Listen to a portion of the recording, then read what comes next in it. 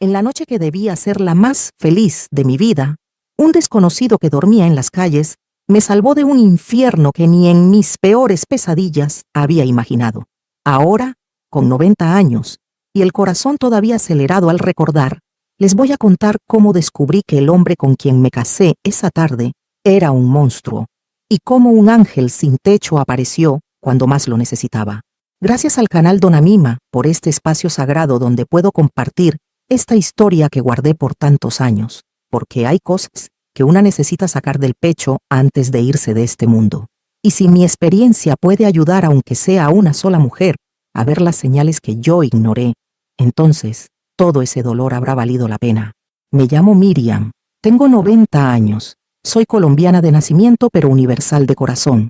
Y esto que van a escuchar no es un cuento de hadas, es la historia de cómo una noche de mayo de 1959 cambió mi vida para siempre. Van a escuchar cosas difíciles, van a sentir mi terror, pero también van a conocer la bondad que puede vivir en el corazón de un hombre al que la sociedad había abandonado. Respiren hondo conmigo, porque esta jornada emocional va a sacudirlos tanto como a mí me sacudió vivirla. Les prometo que al final de esta historia entenderán por qué pasé décadas buscando a ese hombre, por qué nunca volví a juzgar a nadie por su apariencia, y por qué hoy, a punto de cumplir 91 años, sigo agradeciéndole a Dios por haberme puesto en el camino de ese ángel guardián vestido de harapos. Todo comenzó 6 meses antes de esa noche terrible, cuando conocí a Roberto Mendoza en la misa de domingo en la iglesia de San Francisco, allá en el centro de Bogotá. Yo tenía 23 años, trabajaba como secretaria en una notaría, y mis padres, que en paz descansen, me recordaban todos los días que ya estaba quedándome solterona. En esa época, mija, si no te casabas antes de los 25, ya te miraban raro, como si algo estuviera mal contigo. Roberto llegó a la parroquia con su traje impecable, su cabello negro peinado hacia atrás con brillantina, y esa sonrisa que le iluminaba toda la cara. Era alto, apuesto, trabajaba como contador en una empresa de importaciones, y cuando me pidió que lo acompañara a tomar un café después de la misa, sentí que el corazón se me iba a salir del pecho. ¿Me permite invitarla a un cafecito, señorita?, me dijo quitándose el sombrero, y yo, con las mejillas ardiendo, acepté sin pensarlo 2 veces. Durante esos 6 meses de noviazgo, Roberto fue el hombre perfecto. Me llevaba flores cada viernes, claveles rojos que compraba en la Plaza de Bolívar, me recogía a la salida del trabajo y caminábamos por la Séptima, mientras me contaba sus sueños de tener una casa grande, con jardín lleno de rosas, donde criaríamos a nuestros hijos. Vamos a tener 5, Miriam, me decía apretando mi mano, 3 varones y 2 niñas, y les vamos a dar todo lo que nosotros no tuvimos. Mis padres lo adoraban. Mi mamá decía que por fin había encontrado un hombre de bien. Mi papá lo invitaba a fumar en el patio y hablaban de política y fútbol durante horas. Todo era perfecto, demasiado perfecto, pero había señales, pequeñas grietas en esa fachada impecable que yo, ciega de amor e ilusión, no quise ver. Como esa tarde en que fuimos al cine a ver una película mexicana y una muchacha lo saludó en la calle. ¡Roberto!, le gritó ella sonriendo, pero él ni siquiera volteó. Siguió caminando como si no hubiera escuchado nada. ¿La conoces?, le pregunté curiosa. No, debe confundirme con alguien más, me respondió sin mirarme a los ojos. O ese domingo que llegó media hora tarde a recogerme para ir a misa y traía un arañazo en el cuello. ¿Qué te pasó? Nada, mi cielo. Me rasguñé con una rama podando el jardín de mi mamá, pero sus ojos, esos ojos café oscuro que tanto me gustaban, miraron hacia otro lado cuando lo dijo. Y aquella vez que sonó el teléfono en su apartamento cuando fui a conocer dónde vivía, y él corrió a contestar antes que yo, y habló en voz baja, casi en susurros, y cuando colgó, me dijo que era un compañero del trabajo. ¿Por qué hablaste tan bajito? Porque él estaba en la oficina, y no podía hablar fuerte, Miriam. No seas celosa. Celosa. Esa palabra que usan para hacerte dudar de tu propia intuición. Pero yo quería creer. Dios mío, ¿cómo quería creer que había encontrado a mi príncipe azul? La boda se planeó rápido, demasiado rápido ahora que lo pienso. Roberto insistía en que nos casáramos en mayo, apenas 6 meses después de conocernos. No quiero esperar ni un día más para hacerte mi esposa, me decía besándome la frente. Mi mamá pensaba que era romántico, Mi papá estaba feliz de que su hija menor por fin sentara cabeza. Yo flotaba en una nube de tul blanco y sueños de futuro. El vestido me lo hizo mi tía Carmenza, un diseño sencillo, pero elegante con mangas largas de encaje y una cola de 2 metros. Las invitaciones se enviaron, el salón se reservó, el padre Augusto preparó la ceremonia. Todo marchaba perfecto hacia ese 23 de mayo que cambiaría mi vida para siempre. La mañana de la boda, desperté con mariposas en el estómago. Mis hermanas me ayudaron a vestirme. Mi mamá lloró cuando me vio con el velo puesto. Estás preciosa, mi amor. Roberto es un hombre afortunado. Llegué a la iglesia en el auto de mi padrino, un Chevrolet azul del 55, que habían decorado con listones blancos. La iglesia estaba llena. Había por lo menos 100 invitados. Roberto me esperaba al frente del altar, tan guapo con su traje negro y corbata blanca. Cuando empezó a sonar la marcha nupcial y comencé a caminar del brazo de mi papá por ese pasillo alfombrado de rojo, pensé que era la mujer más feliz del mundo. No sabía que caminaba hacia mi propia pesadilla. La ceremonia fue hermosa. El padre Augusto habló del amor verdadero y del compromiso ante Dios. Roberto me puso el anillo con manos que no temblaban y me besó con una dulzura que me hizo olvidar todas esas pequeñas dudas. La fiesta en el Salón Dorado fue espectacular. Bailamos vals mientras todos aplaudían. Cortamos el pastel de 5 pisos que había hecho la mejor repostera de Bogotá. Brindamos con champán que mi papá había guardado para esta ocasión. Roberto bailó conmigo pegadito, susurrándome al oído lo feliz que estaba, lo mucho que me amaba, lo perfecta que iba a ser nuestra vida juntos. Esta noche va a ser inolvidable, mi amor, me dijo. Y tenía razón, pero no por las razones que yo imaginaba. Cerca de las 11 de la noche, nos despedimos entre lluvia de arroz y buenos deseos. El plan era pasar la noche de bodas en el Hotel Continental, un lugar elegante en el centro, y al día siguiente viajar a Cartagena para nuestra luna de miel de una semana. Roberto había reservado la suite nupcial, una habitación en el piso 15 con vista a los cerros. Subimos al taxi decorado. Él me abrazaba y reía. Yo todavía tenía pétalos de rosa en el cabello. Por fin solos, señora de Mendoza, me dijo besándome el cuello. Y yo me sentía flotar de felicidad. Llegamos al hotel cerca de las 11:30. El portero nos abrió la puerta con una sonrisa cómplice. El recepcionista nos felicitó y nos entregó la llave. Subimos en el ascensor apretados contra la pared de espejo. Roberto no dejaba de besarme, pero esa noche algo cambió. Cuando entramos a la habitación, Roberto cerró la puerta con llave y se quedó parado ahí, mirándome de una forma que nunca había visto. Ya no era la mirada dulce del novio enamorado. Era algo más oscuro, más intenso, algo que me hizo sentir un escalofrío en la espalda a pesar del calor de mayo. «Quítate el vestido», me dijo con una voz diferente, una voz que no reconocí. «Dame un momento, voy al baño a cambiarme», respondí nerviosa, porque aunque era mi esposo ahora, todavía me daba pena. «Te dije que te quites el vestido», repitió, pero esta vez no era una petición, era una orden. Me acerqué al baño intentando calmar mis nervios, pensando que eran simplemente los nervios naturales de una noche de bodas, pero él me agarró del brazo, fuerte, tan fuerte que me dolió. «Roberto, me lastimas», le dije asustada. «Todavía no sabes lo que es lastimar», respondió con una sonrisa que me heló la sangre. Intenté zafarme, pero su agarre se hizo más fuerte. «Suéltame, por favor. Tú eres mi esposa ahora, Miriam. Me perteneces, y vas a hacer exactamente lo que yo te diga». El pánico empezó a subir por mi garganta como bilis amarga. Este no era Roberto. No era el hombre que me llevaba flores, que hablaba de sueños y niños y casas con jardín. «¿Qué te pasa? ¿Por qué estás así?» «Porque ya no tengo que fingir más», dijo soltándome por un momento, quitándose la corbata con movimientos lentos, deliberados. ¿Fingir qué? Mi voz temblaba tanto que apenas podía hablar. «Fingir que eres especial, que me importas, que esto es amor». Se rió. Una risa horrible que todavía escucho en mis pesadillas. «Eres ingenua, Miriam, tan ingenua y patética». Las siguientes palabras que salieron de su boca destruyeron en segundos los 6 meses de ilusión que había construido. ¿Sabes por qué me casé contigo? Porque necesitaba una esposa decente, una mujer tonta que no hiciera preguntas, que cuidara mi reputación mientras yo vivo mi verdadera vida. El corazón me latía tan fuerte que pensé que se me iba a salir del pecho. ¿Tu verdadera vida? Tengo otra mujer, Miriam.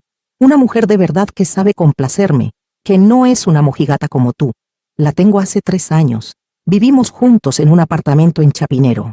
El mundo se detuvo. No podía respirar, no podía pensar. Pero nos casamos. Hicimos votos ante Dios. Dios se burló. ¿Tú crees que me importa Dios? Me casé contigo por el trabajo, por mi familia, porque un hombre de mi posición necesita una esposa respetable. Pero Patricia, ella es quien realmente me importa. Patricia. Ese nombre se clavó en mi corazón como un cuchillo. Y esta noche continuó acercándose a mí con esa mirada que ya no reconocía. Esta noche vas a aprender cuál es tu lugar en mi vida. Retrocedí hasta quedar contra la pared. El vestido de novia que había sido mi orgullo, ahora se sentía como una prisión de tul. No, no te acerques. Eres mi esposa. Me puedo acercar cuando quiera. Su mano se estiró hacia mi cuello, y yo hice lo único que pude hacer en ese momento de terror absoluto. Grité con toda la fuerza de mis pulmones. Grité pidiendo ayuda. Grité el nombre de Dios. Grité hasta que sentí que la garganta se me iba a partir. Roberto me tapó la boca con violencia. Cállate, estúpida. Vas a arruinar todo. Pero yo seguía gritando bajo su mano, pataleando, intentando escapar. Y entonces, en medio de ese horror, escuché algo que cambiaría todo. Golpes en la puerta. No eran golpes suaves de un empleado del hotel preguntando si todo estaba bien. Eran golpes fuertes, desesperados, urgentes. «Abran, señorita, está bien», gritaba una voz ronca desde afuera. Roberto me soltó por un segundo confundido. ¿Quién diablos es? Aproveché ese momento, ese único segundo de distracción, y corrí hacia la puerta. Él intentó detenerme, pero yo ya había girado la llave. Ya había abierto, ya estaba cruzando el umbral hacia el pasillo, y lo que vi ahí me dejó paralizada por razones completamente diferentes. En el corredor del Hotel Continental, iluminado por esas luces amarillentas que hacían todo más irreal, estaba parado un hombre mayor, sucio, con ropa rasgada y manchada, oliendo a abandono y calle. Su barba estaba descuidada, su cabello largo y enredado. Sus zapatos rotos mostraban dedos sucios. Era un hombre sin hogar, un indigente, alguien que la sociedad mira y voltea la cara. Pero sus ojos, Dios mío, sus ojos eran lo más humano que había visto en toda la noche. ¿Está usted bien, señorita?, me preguntó con una voz que, a pesar de estar gastada por el tiempo y la vida dura, sonaba genuinamente preocupada. Detrás de mí, escuché a Roberto gritando: «¡Tú, largo de aquí! ¡Esta no es tu maldita incumbencia!». Pero el hombre no se movió. Se plantó ahí en el pasillo como un roble viejo pero fuerte, y me miró directamente a los ojos. Vi cuando entraron hace rato. Estaba en la esquina del hotel buscando dónde dormir. La escuché gritar y supe que algo malo estaba pasando. Sus palabras salían lentas pero firmes. Roberto salió al pasillo hecho una furia. «Que se larga, maldito indigente, o llamo a seguridad». «Llame a quien quiera», respondió el hombre sin inmutarse. «Pero esta señorita no se queda aquí con usted». En ese momento apareció el gerente del hotel corriendo por el pasillo, alertado por los gritos y el escándalo. Era un hombre bajito con bigote fino y traje impecable. «¿Qué está pasando aquí? ¿Cómo entró usted?», le gritó al indigente. «Entré por la puerta de servicio porque escuché a esta señorita gritando pidiendo ayuda», respondió el hombre sin moverse de su posición protectora frente a mí. Roberto, siempre calculador, cambió su expresión de furia a una sonrisa encantadora en un segundo. «Señor gerente, disculpe este malentendido. Este hombre entró sin permiso y asustó a mi esposa. Acabamos de casarnos hoy, está nerviosa. Usted sabe cómo son las novias». El gerente miró al indigente con desprecio. «Voy a llamar a la policía». «Llámela», dijo el hombre de la calle. Y luego me miró a mí con una intensidad que me llegó al alma. «Señorita, si usted me dice que está bien, que todo esto fue un malentendido, yo me voy ahora mismo. Pero míreme a los ojos y dígamelo». Roberto intentó interrumpir. «Miriam, dile a este tipo que se vaya, estamos bien, ¿verdad, mi amor?». Me miró con una expresión que era mitad súplica, mitad amenaza. El gerente esperaba mi respuesta con impaciencia. Pero yo solo podía mirar a ese hombre sin hogar, que había arriesgado su libertad, que seguramente sería arrestado por meterse donde nadie lo llamó, y que lo había hecho solo porque escuchó los gritos de una desconocida. Y en ese momento, tomé la decisión más valiente de mi vida. «No», dije, y mi voz sonó más firme de lo que me sentía. «No estoy bien. Mi esposo, este hombre me atacó, me amenazó, me dijo cosas horribles». Roberto palideció. Miriam, ¿qué estás haciendo? Estás histérica, los nervios de la boda. Cállate, grité con una fuerza que no sabía que tenía. No estoy histérica. Eres un mentiroso, un monstruo. Tienes otra mujer, te casaste conmigo solo por apariencias, y esta noche intentaste... No pude terminar la frase porque las lágrimas me ahogaron. El gerente del hotel nos miró a ambos completamente desconcertado, claramente sin saber qué hacer en una situación tan delicada y escandalosa. El hombre sin hogar dio un paso adelante y habló con una autoridad que no correspondía con su apariencia destrozada. Señor, esta señorita necesita un lugar seguro donde quedarse esta noche, lejos de este hombre, y necesita que llamen a la policía, pero para reportar lo que él le hizo, no para arrestarme a mí. Roberto intentó una última jugada desesperada. Este vagabundo está mintiendo, está manipulándola, probablemente quiere dinero. Miriam, mi amor, entremos a la habitación y hablemos tranquilos. Se acercó a mí con esa sonrisa que 6 horas antes me había derretido el corazón, pero ahora solo me daba náuseas. El indigente se interpuso entre nosotros. No va a tocarla. ¿Y tú quién eres para impedírmelo? Es mi esposa. Soy alguien que reconoce el terror en los ojos de una mujer cuando un hombre la está maltratando. Y antes de ser un hombre de la calle, fui oficial de policía durante 20 años. Tal vez perdí mi casa, mi familia, mi dignidad, pero no perdí mi capacidad de reconocer a un abusador cuando lo veo. Esas palabras cayeron como una bomba. Un ex policía. Este ángel desarrapado había sido oficial de la ley. Roberto retrocedió un paso, su fachada de esposo preocupado finalmente colapsando. El gerente, viendo la situación escalarse peligrosamente, tomó una decisión. Voy a llamar a la policía ahora mismo. Señora, si gusta puede esperar en mi oficina. Y usted, le dijo al indigente, puede quedarse también hasta que lleguen las autoridades. Bajamos los 3 al primer piso por las escaleras porque yo no podía soportar la idea de estar en un espacio cerrado como el ascensor. Roberto se quedó arriba, gritando amenazas y súplicas alternadamente. Miriam, esto es un error. Vas a arrepentirte. Eres mi esposa. Hicimos votos. Pero yo seguía caminando, un pie delante del otro, el vestido de novia arrastrándose por las escaleras recogiendo suciedad, mi velo torcido, mi maquillaje corrido de tanto llorar. En la oficina del gerente me senté en una silla de cuero, mientras el hombre llamaba a las autoridades. El indigente se quedó parado cerca de la puerta, como dándome espacio, pero sin abandonar su papel de protector. Lo miré realmente por primera vez. Debía tener unos 50 años, tal vez 55, aunque la vida en la calle envejece rápido y podría haber sido más joven. Tenía cicatrices en las manos, una en particular que le cruzaba la palma derecha. Sus ojos, a pesar del cansancio y el sufrimiento que reflejaban, tenían una nobleza que me hacía sentir segura. ¿Cómo se llama?, le pregunté con voz temblorosa. Él me miró sorprendido, como si no esperara que le dirigiera la palabra. Gonzalo, señorita, Gonzalo Herrera. Gracias, Gonzalo. Usted me salvó.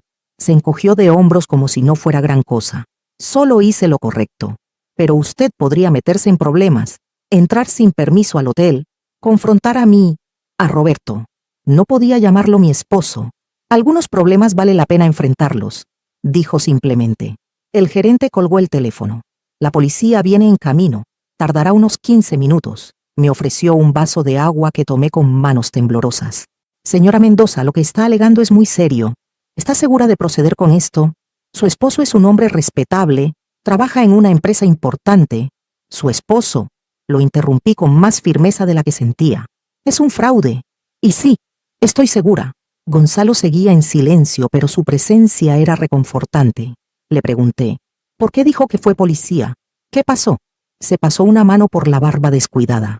Esa es una historia larga y triste, señorita. No creo que quiera escucharla esta noche. Por favor, insistí. Necesito pensar en otra cosa que no sea lo que acaba de pasar.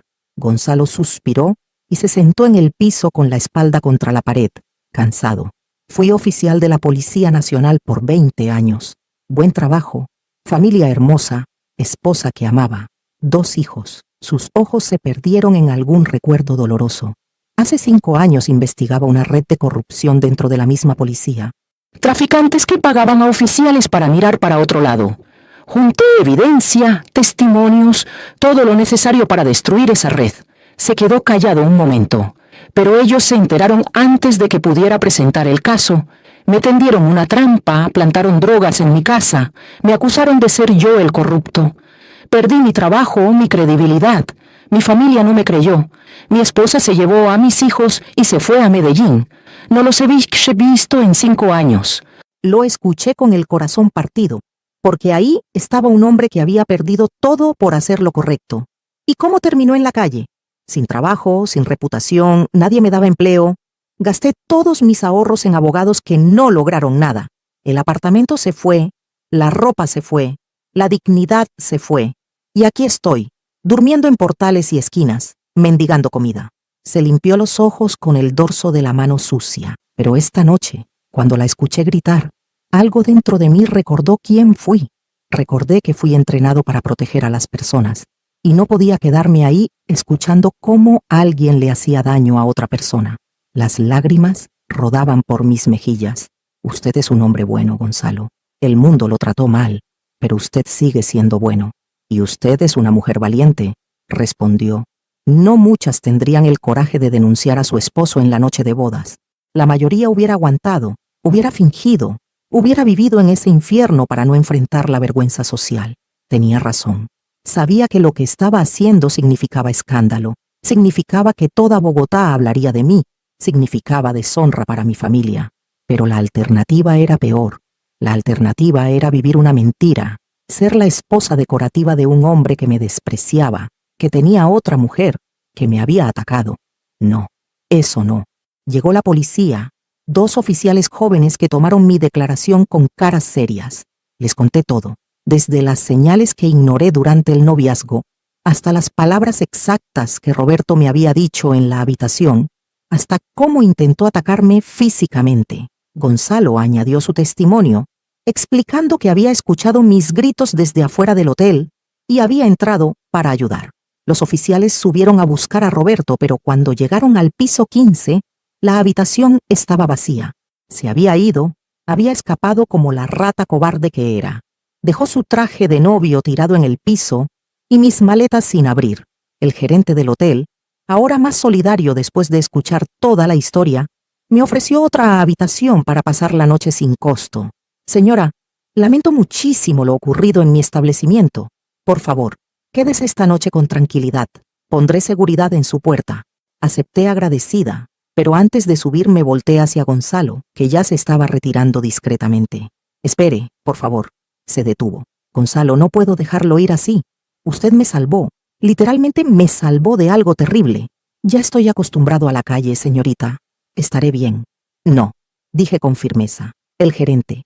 ¿Podría darle una habitación a este hombre también? Yo pagaré. No puede volver a la calle después de lo que hizo por mí. El gerente miró a Gonzalo con evidente incomodidad. Señora, no estoy seguro de que sea apropiado. Entonces búsquele una pensión cercana, un hostal, cualquier cosa. Por favor. Se lo pido como favor personal. El gerente suspiró, claramente agobiado por esta noche de escándalos. Hay una pensión a 2 cuadras de aquí. Es decente y limpia. Puedo llamar y hacer la reserva. Perfecto. Y también necesitará ropa limpia, productos de aseo. ¿Hay alguna tienda abierta? A esta hora no, señora. Pero puedo enviar a alguien mañana temprano. Gonzalo me miraba con los ojos llenos de lágrimas. Señorita, no tiene que hacer esto. Sí tengo que hacerlo. Usted apareció cuando más lo necesitaba.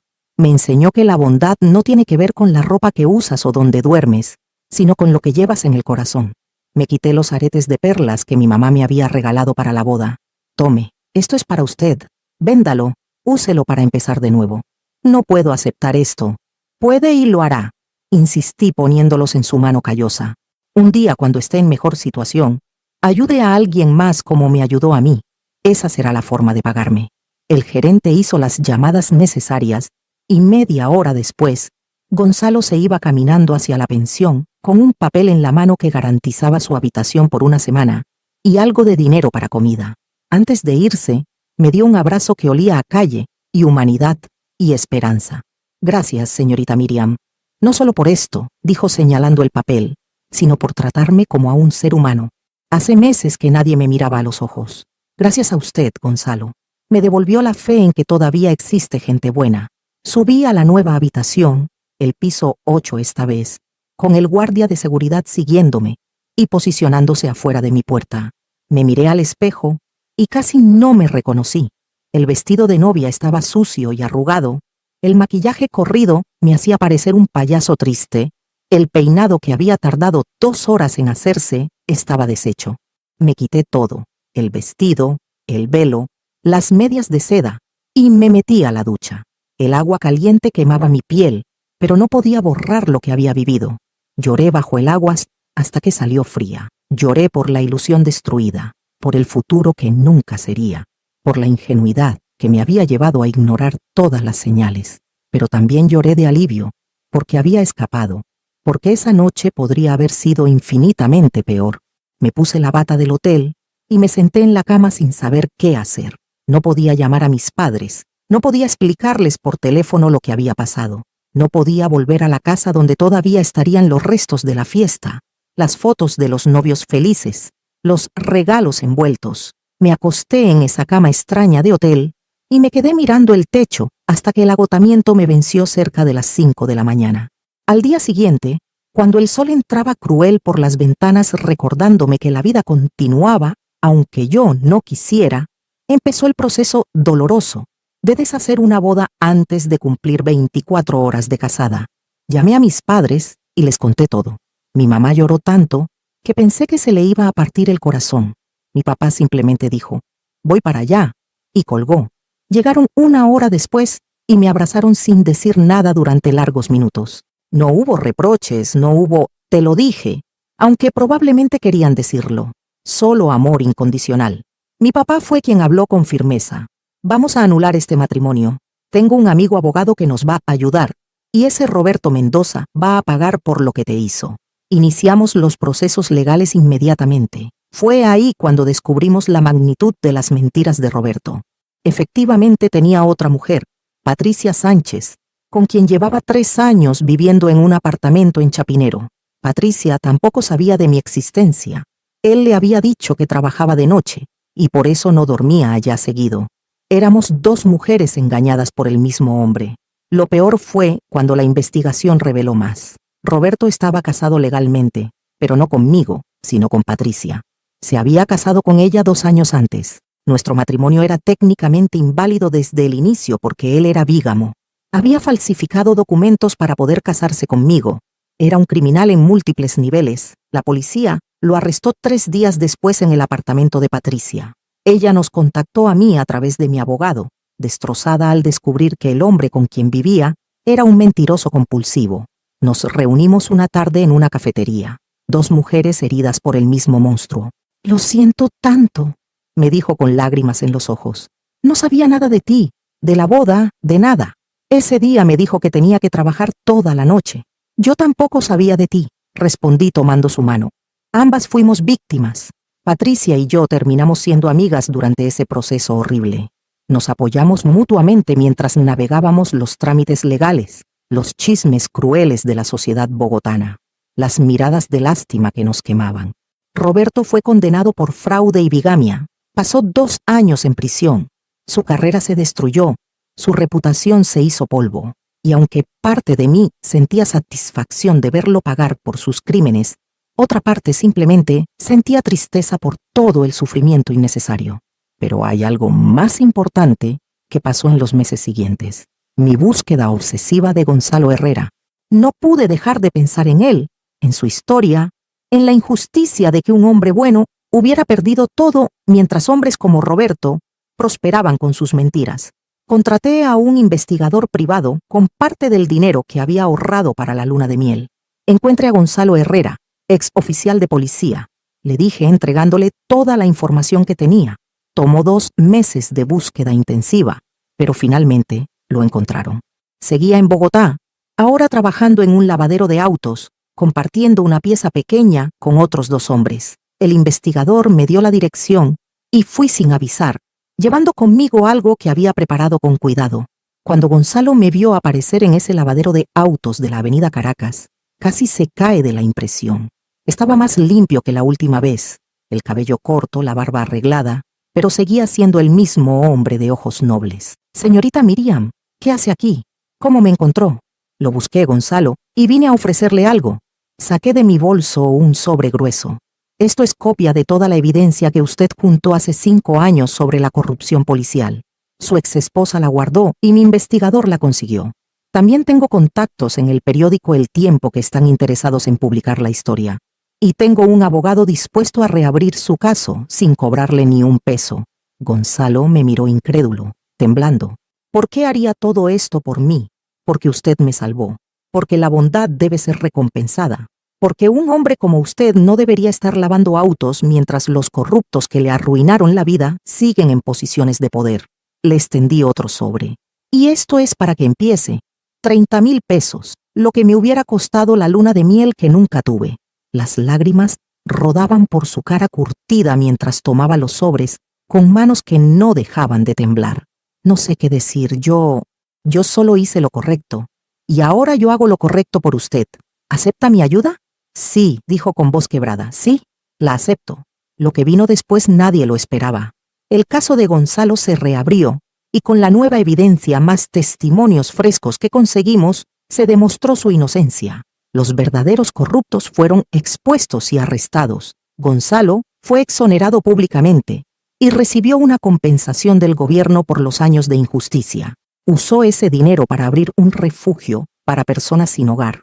Un lugar donde ofrecía no solo comida y techo, sino también dignidad y esperanza. Refugio San Gonzalo lo llamó, y se convirtió en uno de los refugios más respetados de Bogotá.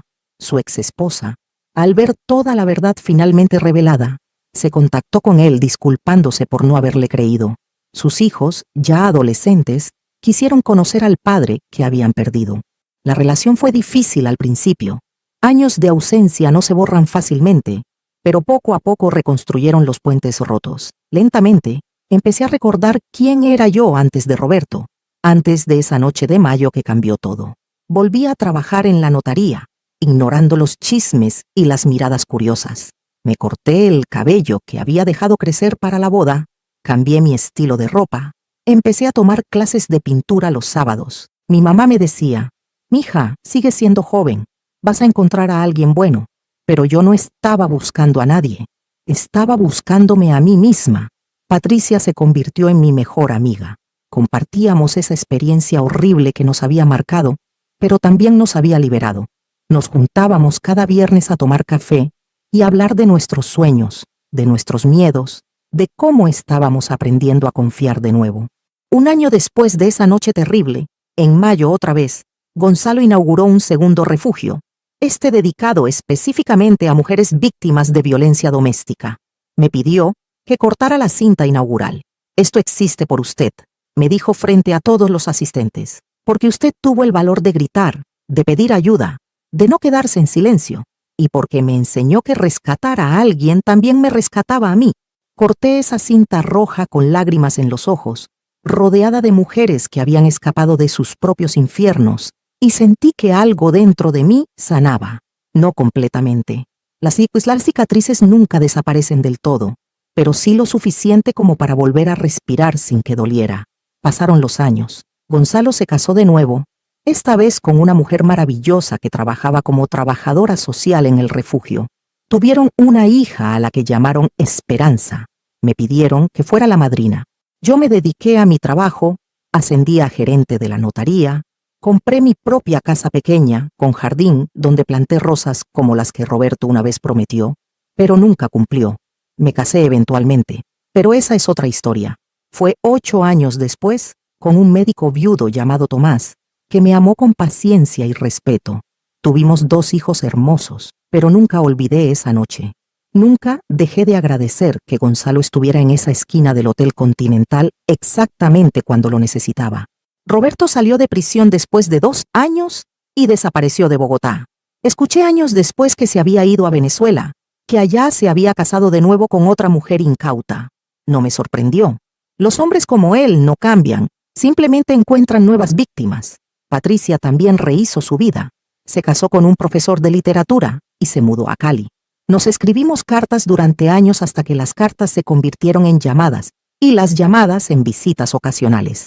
Siempre decíamos, gracias a Dios escapamos. Y ahora, con 90 años recién cumplidos, sentada en mi sala rodeada de fotos de mis hijos, mis nietos, mi bisnieta que cumplió 1 año el mes pasado, puedo contar esta historia sin temblar. Todavía me duele cuando la recuerdo. Todavía siento ese terror inicial cuando Roberto cerró esa puerta de hotel con llave. Todavía escucho mis propios gritos pidiendo ayuda. Pero también recuerdo a Gonzalo parado en ese pasillo, sucio y roto, pero completamente entero en lo que importa. Recuerdo su voz diciendo, algunos problemas vale la pena enfrentarlos. Recuerdo haberme mirado en el espejo, después de quitarme el vestido de novia y haber tomado la decisión de no ser víctima, de no quedarme callada, de no dejar que la vergüenza social fuera más importante que mi dignidad. Gonzalo falleció hace 3 años, a los 82. Fui a su funeral junto con cientos de personas cuyas vidas había tocado, personas que él había ayudado a salir de la calle, mujeres que habían encontrado refugio en sus centros, familias que había reunido. Su hija Esperanza dio un discurso hermoso sobre cómo su papá siempre decía que el día más importante de su vida no fue cuando lo exoneraron, ni cuando abrió el primer refugio, sino aquella noche en que escuchó a una mujer gritar y decidió hacer algo al respecto. Esa noche, dijo Esperanza con lágrimas en los ojos, mi papá recuperó su alma.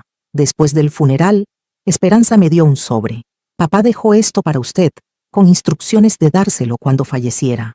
Adentro había una carta escrita con la letra temblorosa de un hombre mayor y los aretes de perlas que yo le había dado aquella noche. La carta decía, querida Miriam, si estás leyendo esto significa que ya me fui de este mundo. Quiero que sepas que guardé estos aretes durante 31 años, no porque quisiera venderlos, sino porque eran el símbolo de algo muy importante. Representaban el momento en que ambos nos salvamos mutuamente. Tú me salvaste de morir en la calle sin esperanza. Yo te salvé de una vida de maltrato y mentiras. Pero más que eso, ambos nos enseñamos que la humanidad no se mide en la ropa que vestimos o la casa donde dormimos, sino en la disposición de ayudar a otro ser humano cuando más lo necesita. Devuelvo estos aretes para que se los des a tu bisnieta cuando sea mayor y le cuentes nuestra historia. Dile que en este mundo hay mucha oscuridad, pero que siempre, siempre habrá alguien dispuesto a encender una luz si nos atrevemos a gritar pidiendo ayuda. Y dile que nunca juzgue a las personas por su apariencia, porque los ángeles a veces vienen vestidos de harapos. Te quiero como a la hija que me dio la vida una segunda vez. Nos vemos del otro lado. Tu amigo eterno, Gonzalo. Lloré tanto leyendo esa carta que mis nietos se preocuparon.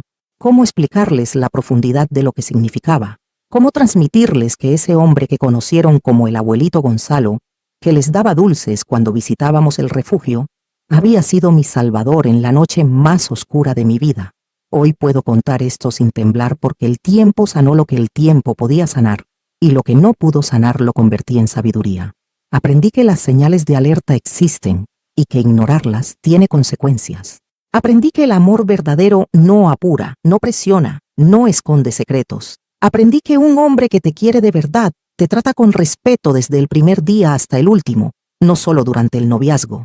Aprendí que es mejor estar sola que mal acompañada, que el qué dirán no vale más que tu seguridad y tu paz mental. Aprendí que gritar pidiendo ayuda no es señal de debilidad, sino de fortaleza, porque se necesita valor para admitir que estás en peligro. Aprendí que la bondad no tiene clase social, no tiene educación formal, no tiene domicilio fijo. La bondad es una decisión que tomas cada día, de seguir siendo humano, a pesar de que el mundo te trate como basura.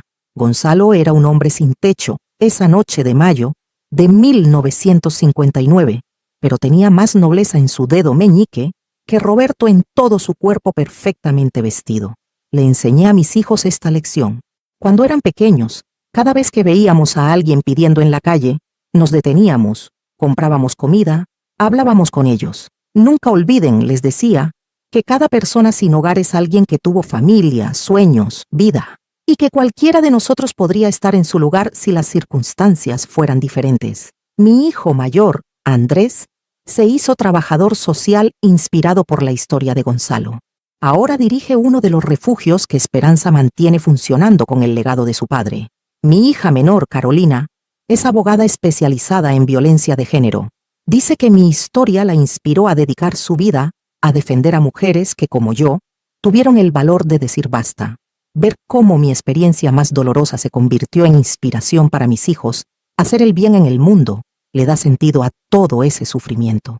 Patricia y yo seguimos siendo amigas después de todos estos años. Ella quedó viuda hace 5 años y vino a vivir cerca de mí. Nos juntamos cada martes a tejer y recordar. ¿Te imaginas?, me dijo hace poco, si nos hubiéramos quedado calladas, si hubiéramos aceptado ser las mujeres decorativas que Roberto quería. No estaríamos aquí, respondí. Estaríamos muertas por dentro, viviendo vidas vacías, fingiendo felicidad. En cambio vivimos de verdad, dijo sonriendo con esos ojos que alguna vez estuvieron tan llenos de dolor como los míos. Amamos de verdad, sufrimos de verdad, sanamos de verdad. Exacto. Esa es la diferencia entre sobrevivir y vivir. Los aretes de perlas que Gonzalo guardó por más de 3 décadas, ahora están en una cajita especial esperando a que mi bisnieta Sofía cumpla 15 años. Cuando ese día llegue, le voy a contar toda esta historia, sin omitir los detalles difíciles, sin endulzar las partes amargas. Le voy a decir, mija, estos aretes representan la noche en que tu bisabuela aprendió que pedir ayuda no es vergüenza, que los ángeles guardianes vienen en formas inesperadas y que la bondad siempre, siempre vale más que las apariencias. Le voy a enseñar a reconocer las señales de peligro en una relación, a confiar en su intuición cuando algo no se sienta bien, a nunca ignorar esa vocecita interior que dice, algo está mal aquí.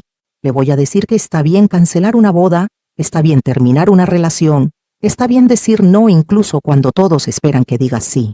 Le voy a enseñar que su valor no depende de tener un hombre a su lado, que es mejor estar sola y completa que acompañada y rota. Y le voy a contar sobre Gonzalo, sobre cómo un hombre que la sociedad había desechado, tuvo más humanidad que 100 hombres respetables, con trabajos importantes y trajes caros. Le voy a enseñar a no juzgar a las personas por su apariencia, a ver más allá de la ropa sucia y los zapatos rotos, a reconocer la bondad donde quiera que viva. Esta historia que estoy compartiendo con ustedes hoy, gracias al canal Dona Mima por este espacio, es mi legado. Es lo que quiero dejar antes de irme de este mundo. Quiero que las mujeres jóvenes sepan que si están en una relación donde sienten miedo, donde intuyen que algo no está bien, donde ven señales pero las ignoran porque ya invertí tanto tiempo, o ¿qué van a decir mis padres? O tal vez estoy exagerando. No, no están exagerando. Su intuición es real y válida. Quiero que sepan que gritar pidiendo ayuda es lo más valiente que pueden hacer, que mejor arruinar una boda que vivir un matrimonio infernal, que la vergüenza social se pasa, pero el trauma de quedarse en una relación abusiva dura para siempre. Quiero que los hombres buenos sepan que son vistos, que son valorados, que su bondad importa incluso cuando el mundo no se los reconoce. Gonzalo pudo haber seguido caminando esa noche. Nadie lo hubiera culpado.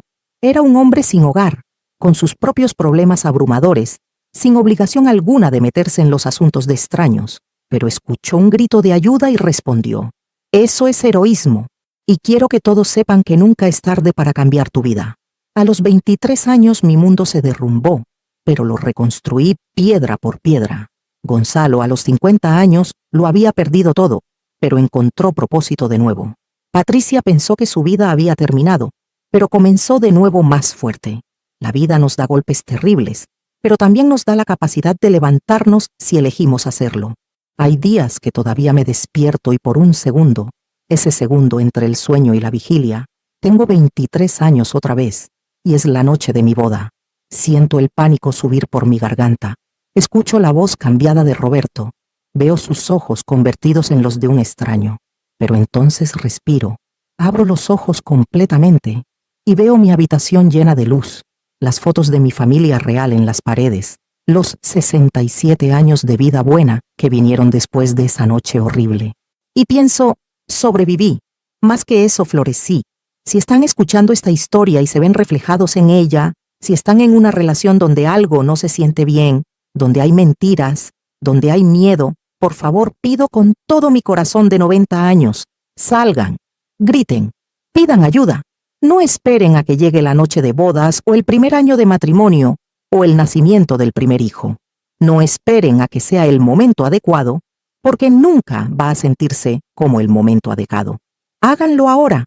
Su vida, su seguridad, su paz mental valen más que cualquier plan de boda, que cualquier inversión económica, que cualquier expectativa social. Si alguien está escuchando esto y está viviendo en la calle, sin esperanza, Sintiendo que el mundo los olvidó, quiero que sepan que su valor como ser humano no disminuyó ni un poquito, que todavía tienen propósito, todavía pueden hacer diferencia en la vida de alguien.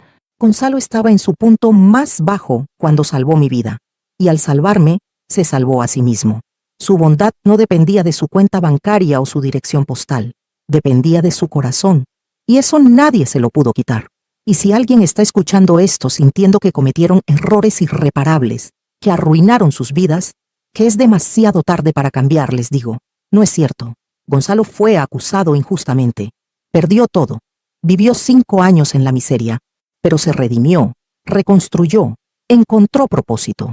Yo cancelé mi matrimonio en la noche de bodas, enfrenté el escándalo social más grande que Bogotá había visto en años, pero seguí adelante y construí una vida hermosa. Nunca es demasiado tarde, nunca. Hoy puedo contar esto sin temblar, pero con el corazón lleno de gratitud.